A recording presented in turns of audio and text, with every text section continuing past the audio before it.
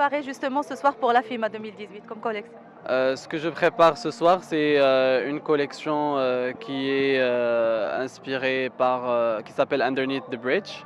Et c'est une collection inspirée par le mouvement grunge des années 90. C'est des mouvements musicaux qui étaient dans cette ère-là. Et mélangés avec un petit esprit couture. Donc en fait, j'ai fait un métissage de deux univers complètement différents.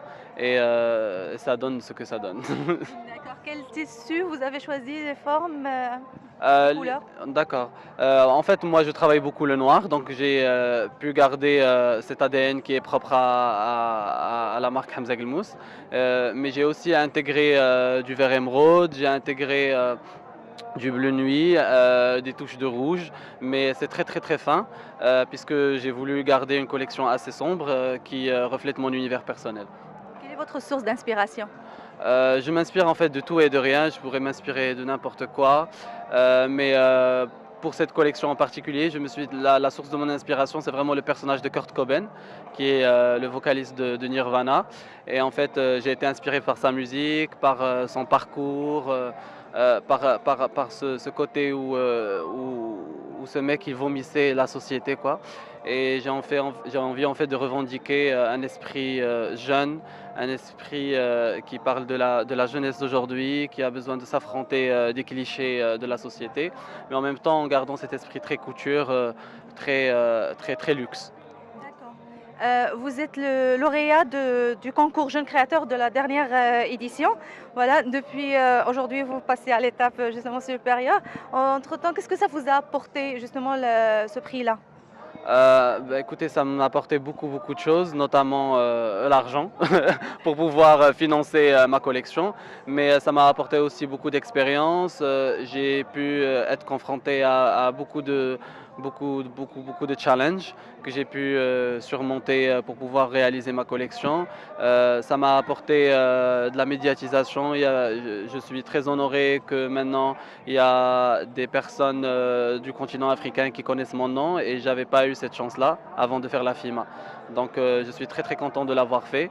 Je suis très content aussi de pouvoir représenter le continent africain dont je suis fier. Et ça m'a apporté l'honneur d'être parmi vous en fait et de défiler ce soir déjà.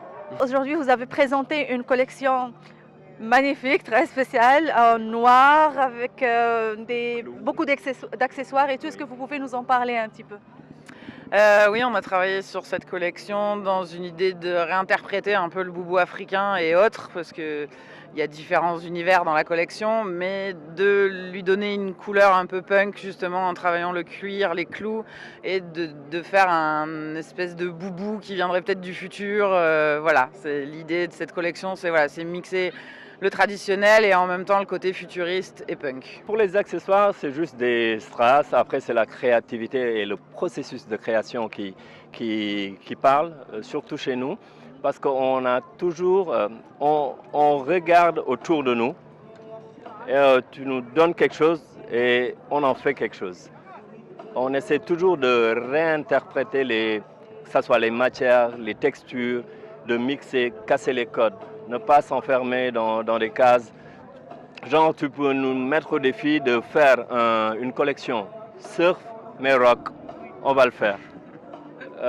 C'est comme ça. Juste prendre, ok, ça, tout le monde l'utilise comme ça. Mais nous, comment est-ce qu'on peut l'utiliser? Qu'est-ce qu'on en fait, nous, personnellement? C'est ça. Pour une vraie signature Bulldog. C'est ça. Quelle est en général votre source d'inspiration? Tout ce qui nous entoure, on n'a pas de limite. Une des dernières collections qu'on a faites, on a travaillé sur des motifs rwandais. Voilà, donc l'inspiration peut aller jusqu'au Rwanda, comme sur les motifs traditionnels des pirogues du Sénégal.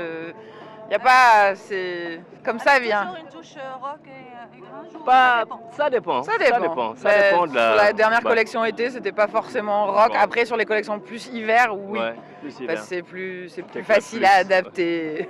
D'accord. Est-ce que vous pouvez nous parler un peu de la marque justement Bulldog. Bulldog? Voilà.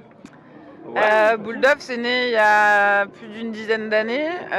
Voilà, c'est Soulé qui l'avait créé au départ. Après, moi, j'ai pris le train en route.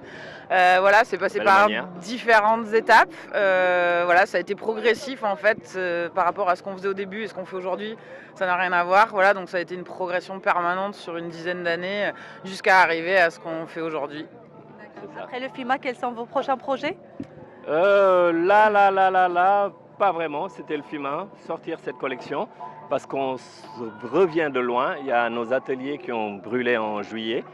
Et on a tout perdu, que ce soit des collections, Les machines, du les stock. stocks. Du coup, là, on renaît. C'est un fœtus, ça. même, on n'est même pas né. C'est un fœtus phénix On est en qui essaie process de... Voilà, donc là l'objectif rebattre c'était le les ailes. FIMA et on va voir l'étape d'après, comment ça va se faire. passer.